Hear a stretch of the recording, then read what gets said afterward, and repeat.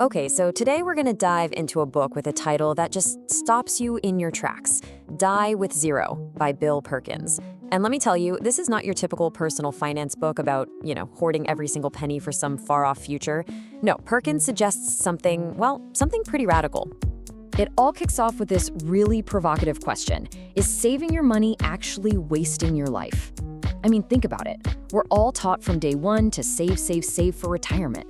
But this book just flips that whole script on its head and asks, what is the point of all that saving if you never actually use it to live? So what's it all about? Well, the entire philosophy really boils down to this one powerful idea from Perkins himself. Maximize life experiences, optimize wealth utilization. This isn't about being reckless or irresponsible with your money. Not at all. It's about being intentional. The whole goal shifts from dying rich to living rich. So how in the world does this work in real life? Right, here's the game plan for today. We're going to cover the core goal of Die Zero, we'll redefine what your life's true currency is, and then we'll get into the practical, step-by-step how-to. And don't worry, we're definitely going to tackle the big one. What about the kids? And finally, we'll unpack the real meaning behind it all. First things first, let's unpack this shocking goal, Die Zero. To really get the why behind this philosophy, we have to start with a really powerful and honestly, a pretty emotional story from the book. The book introduces us to this couple, Aaron and John, and they get just the most devastating news you can imagine. John has terminal cancer. And just like that, boom. All their careful plans for the future, all their retirement savings, they just vanished. In that exact moment, Aaron quits her job. Not for more money, not for a promotion, but to spend every single one of John's final months just creating memories together with their family. And this story, man, it just reveals the entire heart of the book.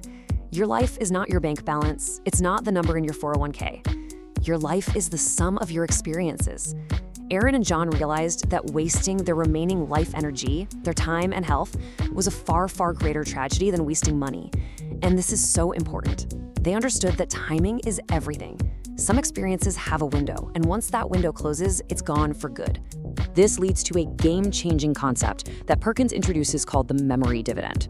Okay, what is that?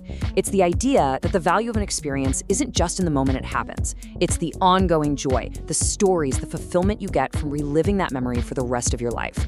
It's an investment that pays you dividends of happiness year after year. Let's make this super concrete. Say you've got $1,000. You could go buy a new TV. A year from now, that TV is worth less, it's last year's model, and the initial excitement is totally gone, right? Now, what if you spent that same $1,000 on a trip? The money's gone, sure, but the memories, the photos, the inside jokes, the stories you tell for years, their value can actually grow over time as you share them. That, right there, is the memory dividend in action. You can really think of it like this. Every experience you invest in, you're adding another page to your life's photo album. And it truly is an investment that pays interest in the form of happiness for the rest of your life. So this brings us to our next big idea, understanding your life's true currency. Because this whole philosophy, it's not just about money. It's really about the delicate dance between your money, your health, and your time. Perkins gets really personal here and shares this story. When he was a young guy, his friend Jason invited him on that classic, super cheap, sleep in hostels backpacking trip through Europe. But Perkins was super frugal back then. He was laser focused on saving money, so he said no. He figured, it's fine, I'll just go later, when I have more money. And here's the kicker. He did go to Europe later, when he was 30 and had more money. But it just wasn't the same. He couldn't sleep in cheap hostels anymore. His back would hurt, he had less time off work, less of that youthful, boundless energy. The window for that specific, gritty, once-in-a-lifetime backpacking trip had closed. He had the money, but he'd lost the other two critical ingredients, youthful health and unlimited time. Wow, what a powerful lesson. Okay, so you're probably thinking, this philosophy sounds incredible, but how do I actually do this without, going completely broke? Great question. This brings us to the practical playbook, the real nuts and bolts of the Die with Zero strategy. It all starts with this really cool and powerful exercise called time bucketing. It's actually a pretty simple 3-step process. First, you just brainstorm and identify all the experiences you really want to have in your life. Then, the key step, you group them into the decade or time bucket when they would be most enjoyable. And finally, you start proactively planning and funding them, just like you would for retirement. So for example, your 20s bucket, that might be the perfect place for that high-energy, low-budget backpacking trip we were just talking about. That's when you have the time and the energy, even if you don't have a lot of money. Then maybe in your 30s bucket, it's taking your toddlers to Disney. The magic of that trip is completely tied to them being that specific age, right? You can't put that off for 20 years. Then, maybe your 40s bucket, that could be an experience that requires a bit more money and a slower pace, like a relaxing tour of Italian vineyards. And way down the line, in your 70s bucket, it might be a comfortable multi-generational cruise with your kids and grandkids, focused entirely on creating those shared family memories. You see, every experience has its own perfect window. Of course, this immediately brings up that big fear, right? The risk of outliving your money. Perkins calls this longevity risk. Now, we all understand mortality risk, that's the risk of dying too soon, and we use life insurance to protect against that. Perkins makes the argument that we should also insure against living too long, and his proposed tool for this is something called an annuity, which is basically an insurance product that gives you a guaranteed paycheck for life, no matter how long you live. It frees you up to spend your other assets on experiences without that constant fear. Okay, now we've got to talk about the elephant in the room, the biggest objection, the one question almost everyone has when they hear this idea. But what about the kids? What about their inheritance? Let's tackle this one head on. The book shares another great story, this one about a woman named Virginia Cullen.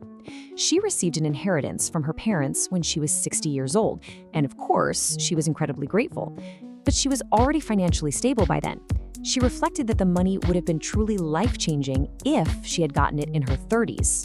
And this just highlights what Perkins calls the inheritance timing mismatch. I mean, look at this. For most people, the time of peak financial need, when you need a down payment for a house, when you're starting a business or raising a young family, is in your 20s and 30s. But the average age people receive an inheritance is closer to 60. It's long after that moment of maximum impact has passed.